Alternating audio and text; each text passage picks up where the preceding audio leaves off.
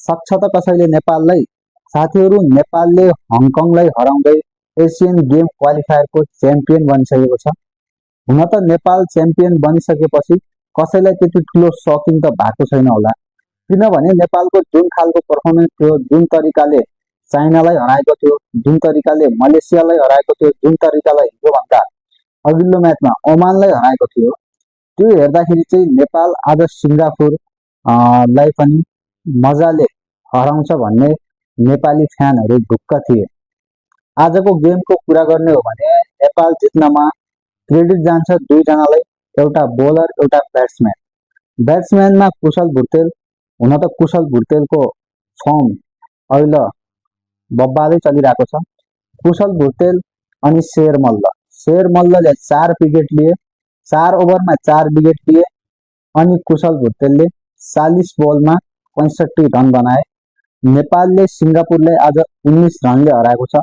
हुन त आज डिएलएस मेथड भयो, डिएलएस मेथड नभएको भए पनि नेपाल जित्ने नै थियो, किनकि नेपालले सुरुवात राम्रो गरेको थियो। कुशल भुर्तेलले जुन तरिकाले सुरुवातमा डोमिनेट गरेका थिए रन चेज गर्नको लागि, त्यसले गर्दाखेरि नेपाललाई एकदम फाइदा मिलेको थियो। अब यहाँ सोच्नुहोस् कि आसिफ शेख आज डकमा आउट भएका छन्। आसिफ शेख डकमा 1 बलमा 0 रन बनाएर आउट भएका छन्। जति बेला आसिफ शेख आउट भएका थिए त्यति बेला लगभग 3 ओभरको टाइम थियो। त्यो टाइममा आसिफ शेख आउट भएर 40 रन, बोर्डमा 40 रन लागिसकेको थियो भनेपछि कुशल भुर्तेलले 3 ओभरसम्म पनि आसिफ शेखलाई स्ट्राइक दिएका थिएनन्। त्यस्तो डोमिनेट गरेर आसिफ कुशल भुर्तेल खेलिरहेका थिए। 40 रन एक्लैले बनाएका थिए र जब 40 मा 1 विकेट जान्छ, आसिफ शेख डकमा आउट हुन्छन्।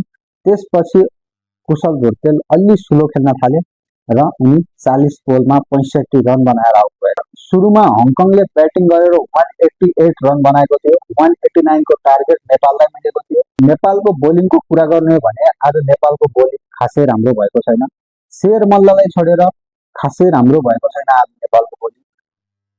शेर मल्ललाई छोडेर हुन त करण केसीले 2 विकेट निकाले, सन्दीप लामिछानेले 1 विकेट निकाले, तर शेर मल्लले जुन पर्फर्मेन्स दिएका छन् त्यो कारणले स्कटल्यान्ड 200 कटाउन सकेन।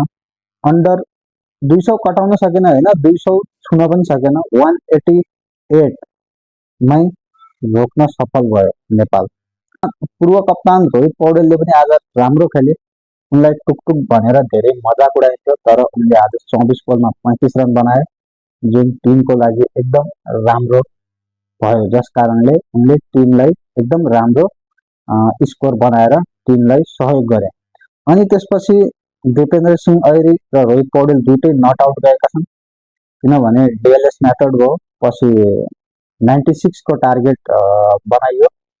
डिएलएस मेथड हुन्जेलसम्म त नेपालले अलरेडी विन गरिसकेको थियो। नेपालले 19 रनले जितेको छ।